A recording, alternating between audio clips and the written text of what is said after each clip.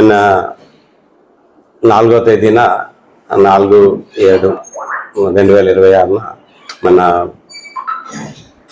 Ex-MLA గారు నర్సీపట్నం పెట్ల ఉమాశంకర్ గణేష్ గారు Narsipatnam rural SI గారిపై కొన్ని అసత్య ఆరోపణలు చేశారు. దానికి సంబంధించి ఆల్రెడీ నిన్న నేను వీడియో కూడా చేసి పత్రికా సోదరులందరూ కూడా తెలియపరచడం జరిగింది. దాని మీద ఆల్రెడీ సీసీటీవీ కెమెరాస్ అన్నీ కూడా మేము డౌన్లోడ్ చేయించుకొని ఇక్కడ పెట్టాం. మీరందరూ కూడా సీసీ కెమెరాస్ చూశారు. అందులో ఆరోపణలు ఏంటంటే, ఒకటి లాఠీతోటి అమృతాంజన్ రాసి కొట్టారు ఎస్ఐ గారు అని, ఒకటి 2 కాళ్ళ బోట్లతోటి తన్నారు, టెస్టికల్స్ మీద తన్నారు అని చెప్పేసి ఒక ఆరోపణలు ఆయన చేశారు. దాని మీద ఇప్పుడు మీరందరూ చాలా క్లియర్గా చూశారు. ఆయన తీసుకొని రావడం, ఎస్ఐ గారు మాట్లాడడం, అక్కడి నుంచి తీసుకొని వెళ్ళి పోలీస్ స్టేషన్లో ఒక రిసెప్షన్ దగ్గర ఉన్న బెంచ్ మీద కూర్చోబెట్టడం జరిగింది. అక్కడి నుంచి ఆయన ఆ సుల్లా నూకరాజ్ అనే వ్యక్తి పోలీసుల కాళ్ళు తప్పి నెమ్మదిగా జారుకోవడానికి ప్రయత్నం చేసుకునే క్రమంలో ఎవరైతే ఈయన తీసుకొచ్చారో ఆ కానిస్టేబుల్ ఎదురుగా రావడంతో ఆయన చెప్పడంతో మళ్ళీ తిరిగి వెనక్కి వచ్చారు. ఇటు వెళ్ళిపోతున్నాడన్న ఉద్దేశంతో మన స్టేషన్ రైటర్ గారు తీసుకొని వెళ్ళి లాకప్లో పెట్టడం జరిగింది. లాకప్లో పెట్టి అది అంతా కూడా సీసీ కెమెరాలో జరిగింది. అందులో కొంత సమయం తర్వాత ఆయన మొలతాడు, తన మొలకు ఏదైతే ఉందో మొలతాడు తీసుకొని పైన కట్టుకొని గురివేసుకోవడానికి అని చెప్పేసి ప్రయత్నం చేస్తే ఇమీడియట్గా మా సిబ్బంది గమనించి వెంటనే పెట్టి ఆయన కౌన్సిలింగ్ చేసి తీసుకొని రావడం జరిగింది. ఆ తగిలిన గాయం ఏంటంటే, ఈ డోర్ తీసేటప్పుడు, లాకప్ డోర్ తీసుకేటప్పుడు ఆయన కాలుకి తగిలినందువల్ల ఆ కాలు వేలికి, బటన్ వేలికి ఏదో దెబ్బ తగిలిందో అది తగిలింది. అది కూడా చాలా క్లియర్గా ఆయన ఆ తర్వాత కాలు మెక్కడం అది కూడా మీరు చూశారు. నిన్న మనందరం కూడా నర్సీపట్నం రూరల్కి సంబంధించి వేలుపొడి శివారికి సంబంధించింది అప్పందపాలెం మా పార్టీ అక్కడ లీడర్ సుర్ల నూకరాజు మీద దాడి విషయంలో నిన్న ఆల్రెడీ మేము ప్రెస్ మీట్ ఇవ్వడం జరిగింది. హాస్పిటల్లో కూడా మరి అక్కడ చేయించి, అక్కడ వైద్యం చేయించి ఆయన తీసుకెళ్ళడం జరిగింది. అయితే ముఖ్యంగా మేము చేసిన ఆరోపణలు ఏంటంటే, ఏదైతే ఆయన వచ్చాడో అక్కడ మీటింగ్లో ఇది జగన్మోహన్ రెడ్డి గారు ఇచ్చినప్పుడు మరి వ్యభిచారం అన్నారు, ఇప్పుడు మీరు ఎందుకు ఇస్తారన్న మాటకి సాయంత్రం 4 గంటలకి 4:30 తర్వాత పోలీసులు ఏ విధంగా తీసుకొచ్చారో చెప్పాము. నిన్న తీసుకొచ్చిన తర్వాత కూడా ఆయన కొట్టిన సాయంత్రం కూడా మేము ఏం చెప్పామంటే 7 నుంచి 7:30 మధ్య వరకు కూడా కొట్టడం జరిగిందని చెప్పాం క్లియర్గా. రాత్రి 10 గంటల వరకు ఆయన స్టేషన్లో ఉన్నారు. ఇప్పుడు చూస్తే నిన్న డిఎస్పీ గారు ఒక రిలీజ్ చేశారు, రాత్రి ఒక వీడియో రిలీజ్ చేశారు. ఏమంటారంటే, ఎక్స్ఎమ్మెల్యే ఒక అసత్య కార్యక్రమం చేస్తాడంటే, అసత్య పదజాలం లేదంటే అసత్య కార్యక్రమం చేస్తాడో, అసత్య ఏదో మొత్తానికి చేస్తున్నారో, ఇది కరెక్ట్ కాదు. ఇది నిజాలన్నీ కూడా మేము రమ్మనండి, ఎక్స్ఎమ్మెల్యే రమ్మనండి, ప్రెస్ వారి సమక్షంలో మేము సీసీ ఫుటేజ్ అంతా కూడా చూపిస్తామని చెప్పడం జరిగింది. నిజంగా చాలా సంతోషం. దాని మీదే వారి ఆహ్వానం మేరకు ఈరోజు పత్రికా పెద్దల సమక్షంలో నేను కూడా అటెండ్ అవ్వడం జరిగింది. అయితే అక్కడ చూపించింది ఏంటంటే, మన డిఎస్పీ గారు చూపించింది ఏంటంటే, ఏదైతే ఈయన తీసుకొచ్చారో 5:59 నర్సీపట్నం రూరల్ స్టేషన్ తీసుకొచ్చారన్న సంగతి ఎస్ఐ గారితో మాట్లాడి చూపించారు. 6:02 బయటికి రిసెప్షన్ దగ్గరికి వెళ్ళినట్టు చూపించారు. 6:13 బయటికి వెళ్ళారు. 6:14 మరి సెల్లో వేశారు. సెల్లో వేసి సుమారుగా 6:51 వరకు కూడా, అంటే సుమారుగా ఒక 40 నిమిషాలు 30 నిమిషాల వరకు 40 నిమిషాల వరకు కూడా సెల్లో ఉంచారు.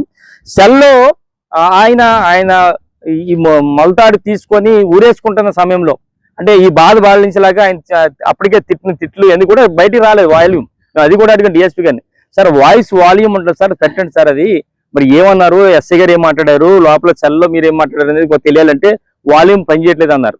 దానికి సెల్లో ఉన్న 40 నిమిషాల్లో కూడా ఆయన ఇబ్బందులు పడుతూ, ఆయన తిట్లకి ఇబ్బంది పడుతూ ఆయన మొలతాడు తీసుకొని ఊరేసుకున్న సంగతి కూడా క్లిప్పింగ్ చూపించారు. ఎప్పుడైతే ఆయన ఊరేసుకుంటున్నాడో బయటికి తీసుకొచ్చి ఆయన్ని అక్కడ ఉన్న కానిస్టేబుల్స్ కానీ ఎస్ఐ గారు కానీ కొట్టి బయటకు పెట్టేశారు. బయట ఎప్పుడు పంపించారండి, సుమారుగా 6:51 ఆయన బయట పెట్టారు.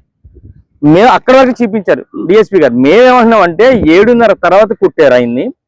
ఏదైతే మేము ఆరోపణ కూడా కాదు, ఏదైతే అక్కడ మన ఎవరైతే ఉన్నారో మన నాయకుడు నూకరాజు చెప్పిందని అంతా కూడా ప్రతి రికార్డ్ చేసాం. మేము హాస్పిటల్లో ఏం జరిగిందో మేము తెలుసుకున్నాం క్లియర్గా.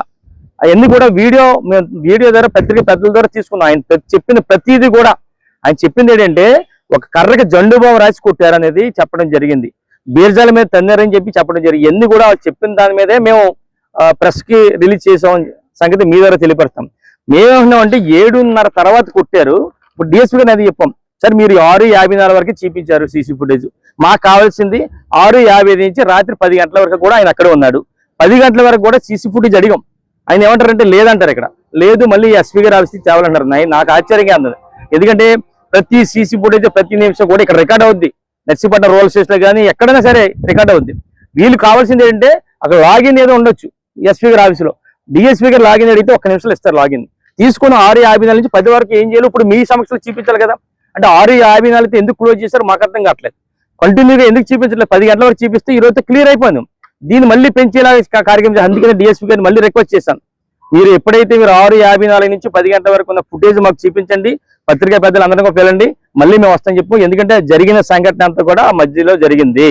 ఇంకోటి ఆశ్చర్యం ఏంటంటే ఎంత దారుణం అంటే ఈ రోజు దాని మీద కంప్లైంట్ కూడా ఇవ్వడం జరిగింది. వాళ్ళు ఇచ్చాం, డిఎస్పీ గారికి ఇచ్చాం, రేపు ఎస్పీ గారికి కూడా కంప్లైంట్ చేస్తాం ఏ విధంగా చేశారని దాని మీద. అయితే ముఖ్యంగా చెప్పాల్సింది ఏంటంటే ఈ రోజు ఆయన మీద అప్పుడే ఎఫ్ఐఆర్ వేశారు. నేను నిన్న చెప్పాం, మాకు తెలుసు ఏదైతే ఎస్ఐ గారు వార్నింగ్ ఇచ్చారో, నువ్వు కానీ ప్రెస్ మీట్లు పెట్టినా కానీ ఆ కంప్లైంట్ ఇచ్చే కానీ నీ మీద ప్రభుత్వ అధికారులతో కంప్లైంట్ ఇచ్చి 10 రోజులు లోపల వేస్తామన్న సంగతి ఆయన అన్న విషయం మాకు చెప్తే మేము నేను ప్రెస్కి చెప్పాం. దాని ప్రకారం ఆల్రెడీ ఎఫ్ఐఆర్ వేశారు. ఎఫ్ఐఆర్ ఎప్పుడు వేశారు సార్? నిన్న ఉదయం 7:30కి వేశారు. మేము ప్రెస్ మీట్ పెట్టింది మధ్యాహ్నం 11:30 10:30కు వెళ్తాం. అంటే మొన్న రాత్రి అంటే 3వ తారీఖు మధ్యాహ్నం 3:30 గంటల సమయంలో అక్కడ జరిగిన సంఘటన అని చెప్పి రికార్డెడ్ గా ఎఫ్ఐఆర్ లో ఉంది. అంటే 3వ తారీఖు మధ్యాహ్నం 3:30 గంటలు జరిగితే 4వ తారీఖు 7:30 వరకు ఎందుకు మీరు కంప్లైంట్ ఇవ్వాలి, ఎందుకు ఎఫ్ఐఆర్ బుక్ చేయలేదు మాకు అర్థం కావట్లేదు. ఎఫ్ఐఆర్ అని తీసుకొచ్చారు 4:30కి, మీరు ఎఫ్ఐఆర్ వేయాలి కదా. అంటే మర్నాడు 7:30 వరకు ఎందుకు వెయిట్ చేశారు? అంటే విఆర్ఓ గారు లేరన్నా, ఎంఆర్ఓ గారు లేదా, విఆర్ఓ ఎవరో ఆయన పేరు ఉంది, అది ఆ గ్రామం నుంచి ఎవరో గ్రేడ్ 1 విఆర్ఓ గ్రేడ్ 1గా నరవా ఎస్ఎస్పీ శివభాస్కర్ అట, ఆయన మీద ఇచ్చాడు. అంటే నాకు ఒక్కటే ఆశ్చర్యం, ఆ రోజు 3వ తారీఖు మధ్యాహ్నం 3:30 గంటలకి జరిగింది సంఘటన అని చెప్పి క్రియేట్ చేశారు కదా, మరి మర్నాడు 7:30 వరకు ఎందుకు చేయలేదు ఎఫ్ఐఆర్ కాపీని అడుగుతున్నా. అంటే ఈ విధమైన తప్పులు ఇవన్నీ కూడా చేయడం జరుగుతుంది. ఇంకోటి ఏంటంటే ఇప్పుడు ఎస్ఐ గారు డిఎస్పీ గారు ఏం చెప్పారంటే గేటు తొయ్యడం వల్ల ఆ బ్లడ్ వచ్చింది కానీ ఎవడు లాగలేదని చెప్పి అంటారు. నిజమే, ఒకే వచ్చింది, బ్లడ్ వచ్చింది. ఎప్పుడు వచ్చింది? 6:54 ఎప్పుడో 6:51 వచ్చింది. మరి ఆడికి బ్లడ్ వచ్చినప్పుడు మీరు ఎందుకు ట్రీట్మెంట్ చేయలేదని అడుగుతున్నా. మర్నాడు వరకు కూడా అలాగే ఉన్నాడు. రాత్రి 10 గంటలకు వెళ్ళినప్పుడు అక్కడ నర్సీపట్నం వేలుపూడి పిఎస్సీలో ఇంజక్షన్ చేయించుకొని మర్నాడు వచ్చే వరకు కూడా బ్లడ్ అలాగే ఉంది. మరి మీరు మీ ద్వారా sell me constable cell తోస్తేనే clear గా ఫుటేజ్ చూశారు. సెల్ తోస్తేనే తగిలిందని చెప్పి క్లియర్ గా చెప్తున్నారు కదా, మీరు తోస్తేనే దెబ్బ తగిలింది. అది దెబ్బ తగిలినప్పుడు మీరు ఎందుకు ట్రీట్మెంట్ చేయలేదు ఆయనకి? బ్లడ్ అంతా కూడా అంటే నేను ఉదయం మేము 10 గంటలకు హాస్పిటల్కి వెళ్ళే వరకు కూడా బ్లడ్ వస్తా ఉంది. అంటే అంత విధంగా ఉన్నప్పుడు మీరు ఎందుకు అలాగే నెగ్లెక్ట్ చేశారో మాకు అర్థం కావట్లేదు. అందుకని మేము ఏమన్నామంటే ఈ రోజు ముఖ్యంగా చెప్పాల్సింది ఏంటంటే ఏదైతే అక్కడ క్రియేట్ చేశారు, ఒక అసభ్యకరంగా ప్రవర్తించాడు మహిళల మీద అని చెప్పి ఈ విధంగా చెప్పడం, పలుమార్లు మర్యాదగా ప్రవర్తించాలని సూచించినప్పుడు కూడా ఎంఆర్ఓతో వాగ్వేదం దిగారు. మళ్ళీ ఎంఆర్ఓ గారిని నిర్మల చేశారు. ఇది ఒక అలవాటు అయిపోయింది. ఎవరొకరు అధికారులను పెట్టాడు. ఇప్పుడు ఎంఆర్ఓ గారు అంటే ఒక ఉన్నతమైన స్థానంలో ఉన్నారు. ఆయన చేత కూడా కంప్లైంట్ ఇప్పించారు. ఇప్పుడు విఆర్ఓ చేపించారు. మళ్ళీ రేపు జరగకపోతే ఎంఆర్ఓ గారు. అంటే ఎంత దారుణం అంటే ఒక ఎంఆర్ఓ ఉన్న ఉన్నతమైన స్థానాల్లో వ్యక్తిగతంగా కూడా బలవంతంగా కంప్లైంట్ ఇచ్చే పరిస్థితి రేపు రాబోయే రోజులు కూడా వస్తుంది. అందుకే మేము ఏమంటున్నామంటే ఇది కేవలం ఉద్దేశపూర్వకంగా చేసినది ఇది. అంటే ఈ తప్పు ఏదైతే నేను ప్రెస్కి ఇచ్చామో మళ్ళీ ఎస్పీ గారికి డిఎస్పీ గారికి ఇస్తా ఉన్నామో వాళ్ళు ఎస్ఐ గారిని కాపాడడం కోసం, వాళ్ళ స్టాఫ్ని కాపాడడం కోసం ఒక కొత్తగా క్రియేట్ చేసి మరి నిన్న 7:30కి నిజంగా చెప్తాను 7:30కి ఎందుకు కంప్లైంట్ ఎఫ్ఐఆర్ వేశారో మాకు అర్థం కావట్లేదు. నిన్న మధ్యాహ్నం అసభ్యకరంగా ప్రవర్తించినప్పుడు మీరు 4:30కి పోలీసులు ఇద్దరు కూడా మధ్యలో కూర్చొని తీసుకొచ్చినప్పుడు ఎందుకు ఎఫ్ఐఆర్ వేయలేదు ఆయన మీద? రాత్రి 10 గంటల వరకు మీ దగ్గర ఉంచుకున్నారు కదా, ఎఫ్ఐఆర్ ఎందుకు వేయలేదు? కేవలం ఉద్దేశపూర్వకంగా చేశారు. ఇవన్నీ కూడా మీరు ఇక్కడ చెప్పడానికి బాగానే ఉంటుంది. మేము ఎస్పీ గారికి కొడతారు, రేపు కంప్లైంట్ ఇవ్వడం జరుగుతుంది. కంప్లైంట్ ఇచ్చిన తర్వాత యాక్షన్ తీసుకుంటే సరే. అలాగే మేము రిక్వెస్ట్ చేసేది కూడా ఏదైతే ఉందో రాత్రి 10 గంటల వరకు కూడా ఫుటేజ్ కావాలి. ఎందుకంటే ఆ టైంలోనే జండు బాంబు కర్రగా జండు బాంబు రాసి కుట్టారన్న సంగతి మా ఎవరైతే నోకరాజు ఉన్నాడో మాకు చెప్పడం జరిగింది. ఆయన చెప్పింది మనం చేస్తాం. అవి కూడా ఫుటేజ్ ఇవ్వాలి. ఈ ఫుటేజ్ ఇచ్చే లోపు మేము ఎస్పీ గారికి రేపు కలుస్తాం. ఒక వారం రోజులు చూస్తే లేని పక్షంలో మేము హైకోర్టు వారిని ఆశ్రయిస్తాం, ప్రైవేట్ కంప్లైంట్ కూడా ఇస్తాం. ఒక్కడే మళ్ళీ చివరిగా చెప్పాలి, ఈ రోజు డిఎస్పీ గారు చెప్పారు ఇది ఉద్దేశపూర్వకంగా లేదో తప్పుడు ఆరోపణలు చేస్తాడు ఎక్స్ఎమ్మెల్యే అని చెప్పి మాకు చెప్పడం జరుగుతుంది. మేము తప్పు ఆరోపణలు కాదు, క్లియర్ గా ఎవరైతే ఉన్నారో బాధితుడు ఉన్నాడో దెబ్బలు తిన్నాడో ఆయన చెప్పిన దాని ప్రకారం మేము పత్రికాముఖంగా కంప్లైంట్లు చేస్తాం. ఇప్పుడు కూడా డిఎస్పీ గారికి డైరెక్ట్ గా కంప్లైంట్ చేసాం. పత్రిక మేము ఎక్కడ తప్పుడుగా చేయలేదు, మీరు ఎంక్వైరీ చేసుకోండి, మీరు ఫుటేజ్ బయట పెట్టండి, ఫుటేజ్ పెట్టిన తర్వాత నిజమో కాదో మీరు ఎంక్వైరీ చేసి ఆయన మీద తక్షణం చర్యలు తీసుకోండి. అంతేగాని ఈ విధంగా తప్పుడు ఆరోపణ చేసని చెప్పి మీ ఎస్ఐ గారినో మీ ఎవరినో మిమ్మల్ని మభ్యపెట్టి వాళ్ళందరినీ కూడా కాపాడాలని మాత్రం ప్రయత్నం చేయొద్దని చెప్పి మరి మీ ద్వారా డిఎస్పీ గారిని కోరుకుంటూ రేపు ఎస్పీ గారిని కూడా కలిసి మరి ఏదైతే మా నోకరాజు ఉన్నాడో ఆయనకి న్యాయం జరిగే వరకు కూడా న్యాయ పోరాటం చేస్తాం. ముందుగా ఎస్పీ గారిని చూస్తాం, ఎస్పీ గారు కానీ డిఎస్పీ గారు కానీ యాక్షన్ తీసుకోండి సరే లేదంటే మాత్రం న్యాయ పోరాటం చేస్తామని చెప్పి మీ ద్వారా తెలిపిస్తాం. నమస్కారం.